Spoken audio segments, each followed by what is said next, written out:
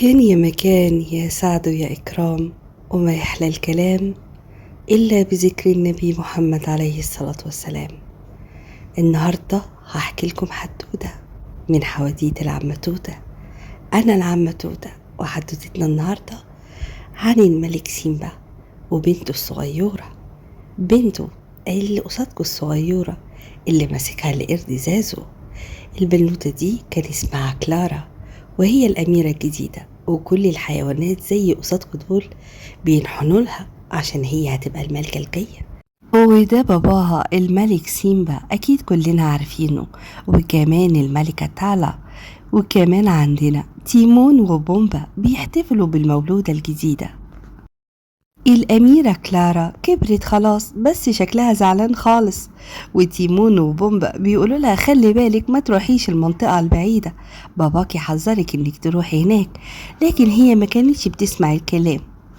الأميرة كلارا ما سمعتش الكلام، وراحت فعلا تجري بعيد عند البحيرة، وهناك قابلت ابن الملك سكاي. أكيد انتوا كلكم عارفينه، ده سكاي اللي موت أبو سيمبا، وكان اسمه كوفو. يا نهار أبيض، التمساح ظهر والتماسيح بدأت تظهر. هيعملوا ايه؟ كلارا لقت كوفو في مأزق كبير، التماسيح كانت قربت منه وكانت خلاص هتاكله.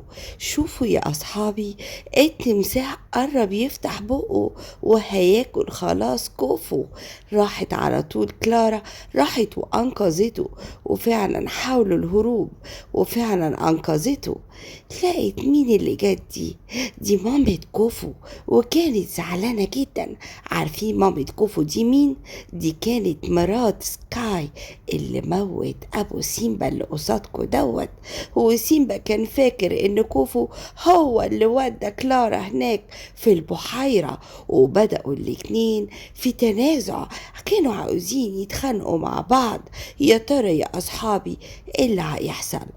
الملك سيمبا اخد كلارا واخدها يتمشى بيها ويفهمها ان اللي عملته ده غلط كبير، وان فهمها كذا مرة ان هي ما تروحش البحيرة اللي هناك دي. يا ترى ايه اللي حصل؟ وفي نفس الوقت يا أصدقائي، مامة كوفو قالت لكوفو ده الوقت المناسب ان احنا ننتقم لباباك سكاي من سيمبا، وده هيكون عن طريق كلارا. كلارا كبرت يا أصدقائي، وحان الوقت إن هي تخرج تصطاد. في المرة الأولى اللي خرجت تصطاد فيها كلارا لقت حريق كبير، فطلبت من أصدقائها الغربان إن هم يروحوا يتفقدوا منين جاي الحريق ده، وإيه هو صوت الزئير اللي سمعاه ده. يا نهار أبيض، ده طلع الغزلان كلهم بيجروا. ولما حاولت كلارا تصطاد حد فيهم اتشب الحريق فيها ومسك فيها، وعلى طول كوفو راح ساعدها لما سمع صوتها وهي بتطلب النجدة. كوفو الشجاع المنقذ القوي ساعد كلارا من الموت. ومن اللحظة دي يا أصدقائي بدأ كوفو وكلارا يتقربوا من بعض، وبدأت كلارا تعجب بقوة وشجاعة كوفو.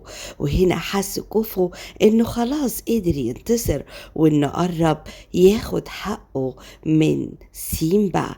لكن من الأساليب والطرق وكتر ما هو قاعد معاهم ويتعلم إزاي الصيد أحسن، وكمان تعلم من سيمبا حاجات كتيرة منه، بالذات ان سيمبا كان معجب بشخصية كوفو.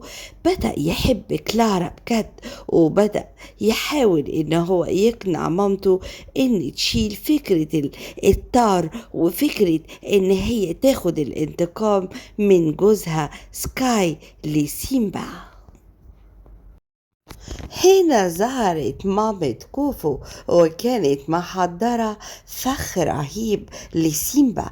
يا نهار أبيض، سيمبا وقع في الفخ وكله منتظر إن هو يقع من الفهود وكمان الذئاب عشان ينقضوا عليه. شايفين يا أصحابي مستنيين إزاي؟ لكن كوفو قدر إن هو ينقذ سيمبا من الموقف اللي حصل فيه.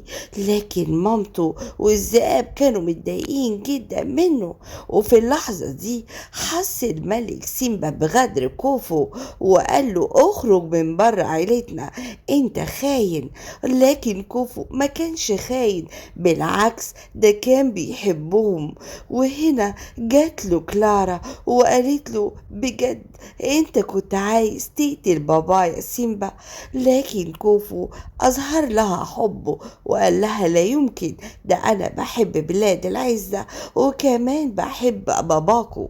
لكن في الوقت ده ظهر يا اصحابي تاني الذئاب، وبدأت المعركة تشتد ما بين الملك سيمبا وكمان مامة كوفو. يا ترى مين اللي هيكسب في الهزيمة دي؟ ويا ترى كوفو هيعمل ايه؟ وكمان كلارا يا ترى ايه اللي هيحصل؟